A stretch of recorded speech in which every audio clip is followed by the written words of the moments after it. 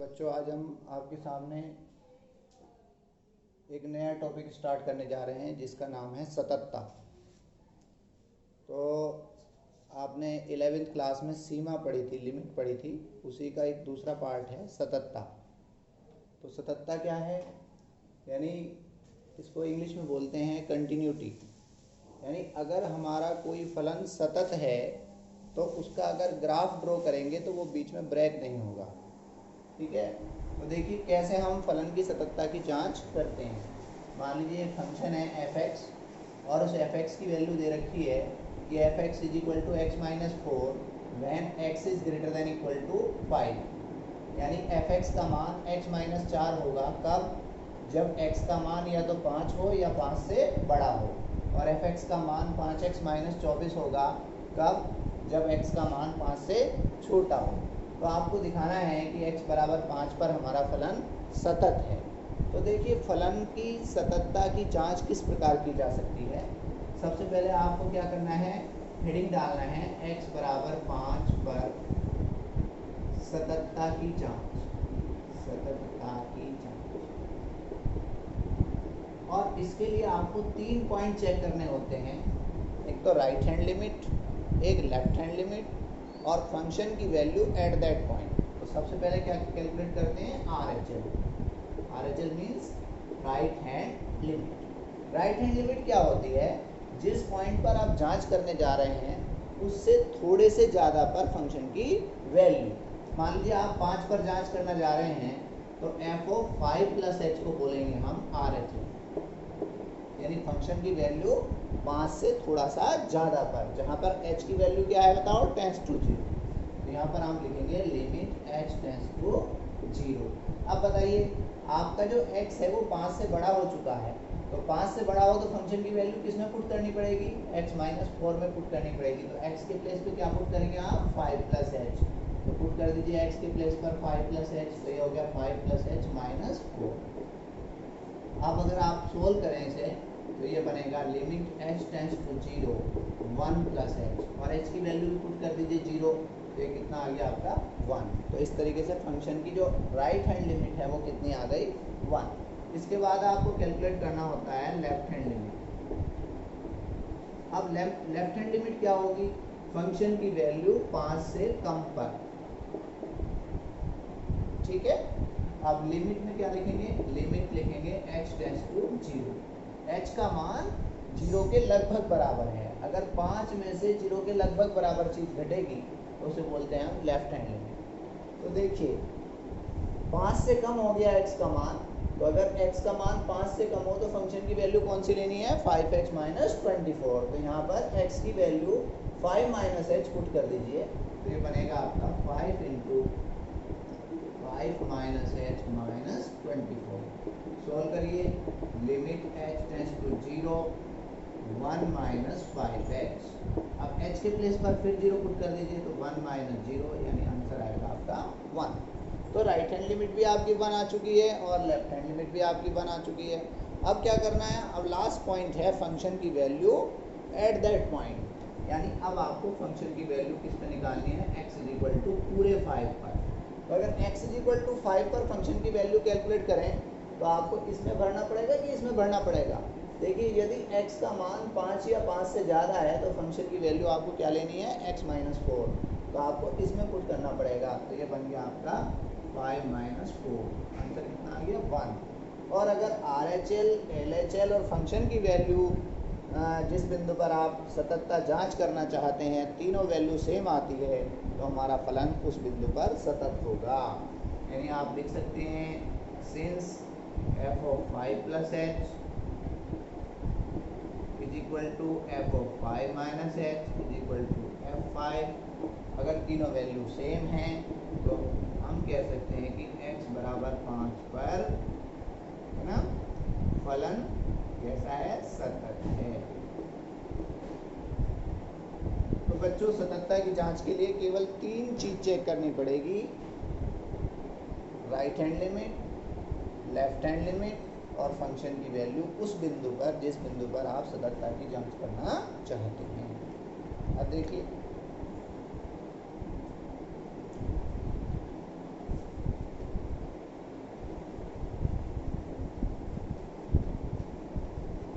एक और एग्जाम्पल लेकर मैं आपको क्लियर करना चाहता हूँ।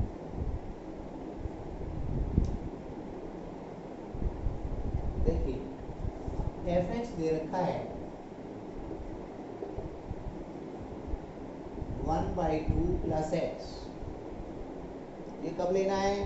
यदि x की value greater than equal to 0 and less than 1/2। दूसरा है fx की वैल्यू 1 लेनी है कब? यदि x इज इक्वल टू इसके हो 1/2 के हो।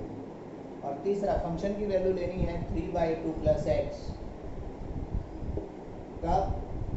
यदि x की वैल्यू 1/2 और 1 के बीच में है।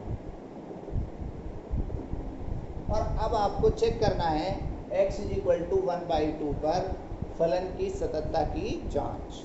यानी आपसे प्रश्न पूछा गया कि x बराबर 1/2 पर है ना सततता की जांच कीजिए, फलन की सततता का परीक्षण कीजिए।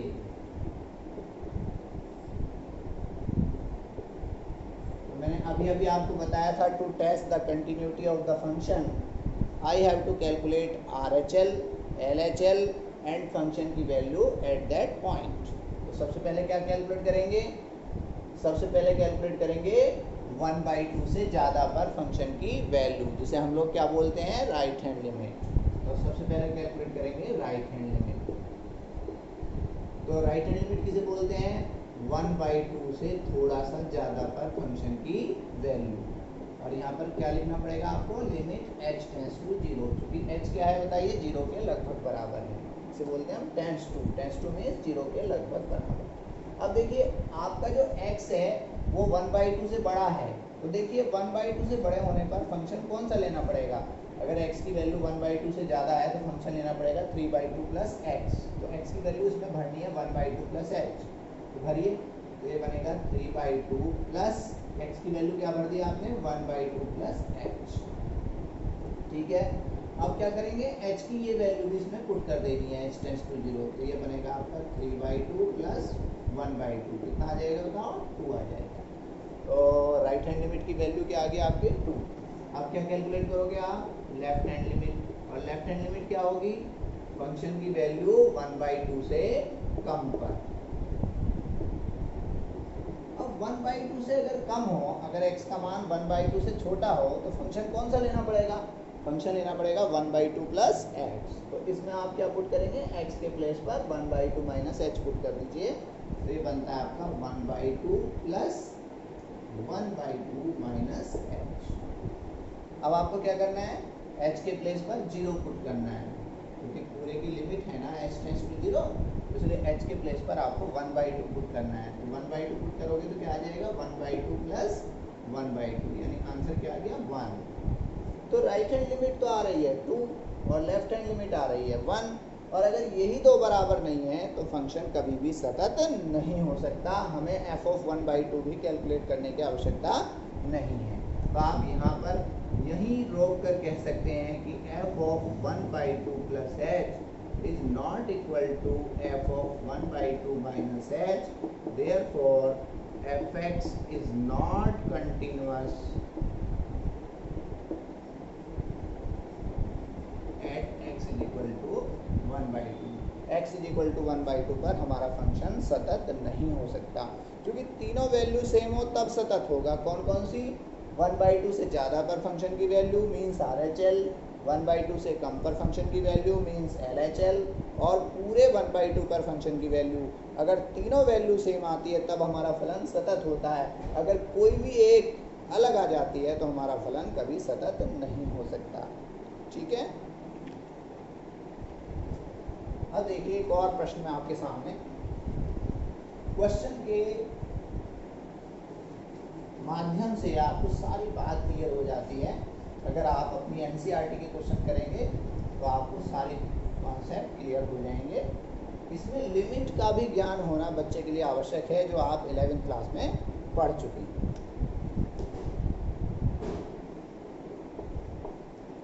fx is equal to x square sine 1/x।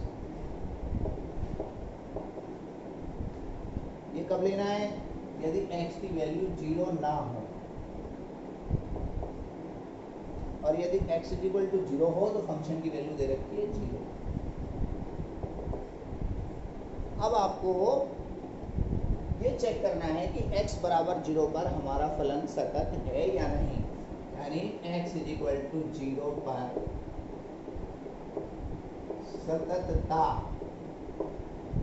की जांच कीजिए, फलन की सततता का परीक्षण करना है आपको। तो कैसे देखिए हम कैलकुलेट करते हैं, कैसे हम जांच करते हैं। तो ये क्वेश्चन बहुत अच्छा है। अगर मैं इसकी जांच करता हूँ तो आपको मालूम है 3 पॉइंट चेक करने होते हैं, एक राइट हैंड लिमिट, एक लेफ्ट हैंड लिमिट और एक x इक्वल टू 0 पर ही फंक्शन की वैल्यू। तो सबसे पहले आप क्या करोगे, सबसे पहले आप एक हेडिंग डाल दोगे x इक्वल टू 0 पर फलन की सततता की जांच। सबसे पहले आपने हेडिंग डाल दिया कि x बराबर 0 पर हम टेस्ट करने जा रहे हैं।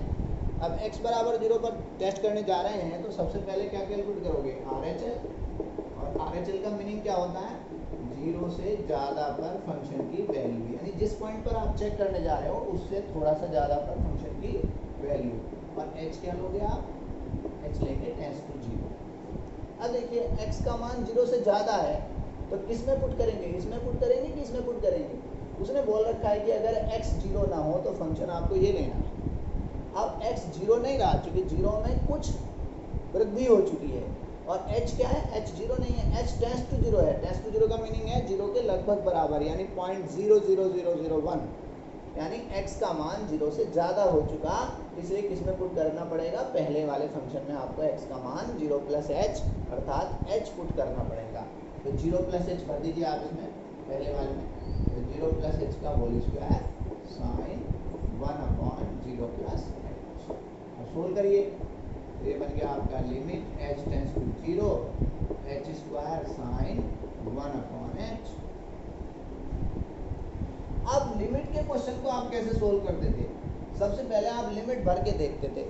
तो अगर h की वैल्यू में 0 भरता हूँ तो h की वैल्यू 0 पुट करने पर यहाँ तो हो गया 0 और इनटू ये हो गया आपका साइन इनफाइनाइट। 1/0 क्या होगा, इनफाइनाइट।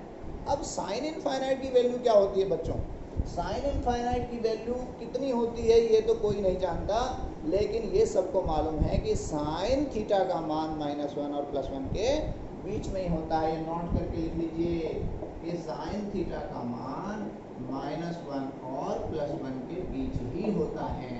साइन थीटा का मान कभी भी 1 से बड़ा नहीं हो सकता और -1 से छोटा नहीं हो सकता, -1 और +1 के बीच ही रहता है, चाहे थीटा का मान कितना ही क्यों ना हो। तो बताइए साइन इनफाइनाइट की वैल्यू कितनी होगी, साइन इनफाइनाइट की वैल्यू होगी -1 और +1 के बीच की कोई परिमित राशि। तो आप लिख सकते हो यहाँ पर कि finite quantity lying between -1 and +1। आप ये नोट कर लीजिए, यहाँ पर आप लिखेंगे -1 और +1 के बीच की कोई परिमित राशि। यानी आप देखिए कि साइन इनफाइनाइट की वैल्यू इनफाइनाइट नहीं हो सकती है, क्योंकि साइन थीटा का मान -1 और +1 के बीच में लाई करता है। तो अगर 0 से मल्टीप्लाई करते हैं तो ये वैल्यू क्या आएगी आपकी 0। तो राइट हैंड लिमिट की वैल्यू क्या आएगी आपकी 0। अब देखिए लेफ्ट हैंड लिमिट, तो लेफ्ट हैंड लिमिट क्या होगी बेटे, 0 से कम पर फंक्शन की वैल्यू। अब 0 से अगर कम हो, अगर x का मान 0 से छोटा हो तो किस में पुट करेंगे, उसने बोल रखा है पहले ही अगर x का मान 0 ना हो तो फंक्शन की वैल्यू ये होगी। तो आपको ये भी इसी में ही पुट करना पड़ेगा, यानी ये बन गया आपका h स्क्वायर साइन 1/-h। जब x की वैल्यू -h पुट करोगे तो यही आएगा ना। अब h की वैल्यू इसमें भी 0 पुट कर दीजिए, तो 0 इंटू साइन ऑफ -∞, है ना। और साइन थीटा का तो मान -1 और +1 के बीच में होता ही, आप जानते हो। तो 0 into finite quantity lying between -1 and +1। तो यहाँ पे लिख दीजिए फाइनाइट क्वांटिटी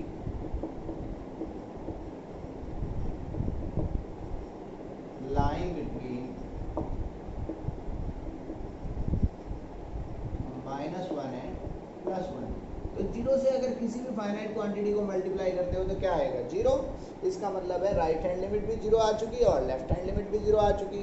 अगर राइट हैंड लिमिट और लेफ्ट हैंड लिमिट अलग अलग हो तो यहीं पर डिक्लेयर कर सकते हैं कि हमारा फंक्शन कैसा है, डिसकंटिन्यूअस है। बट अगर ये दोनों वैल्यू सेम आ जाती है तो आपको fx की वैल्यू उस पॉइंट पर भी कैलकुलेट करनी होती है जिस पॉइंट पर आप फंक्शन की कंटिन्यूटी चेक करने जा रहे हो। तो बताइए आप किस पर चेक करने जा रहे हो, 0 पर। तो f ऑफ 0 भी अब आपको कैलकुलेट करना पड़ेगा क्योंकि राइट हैंड लिमिट और लेफ्ट हैंड लिमिट बराबर आ चुकी है और x बराबर 0 पर फंक्शन की वैल्यू कितनी है 0। तो ये तो तीनों वैल्यू सेम आ चुकी। तो अगर तीनों वैल्यू सेम आ चुकी तो आप लिख सकते हैं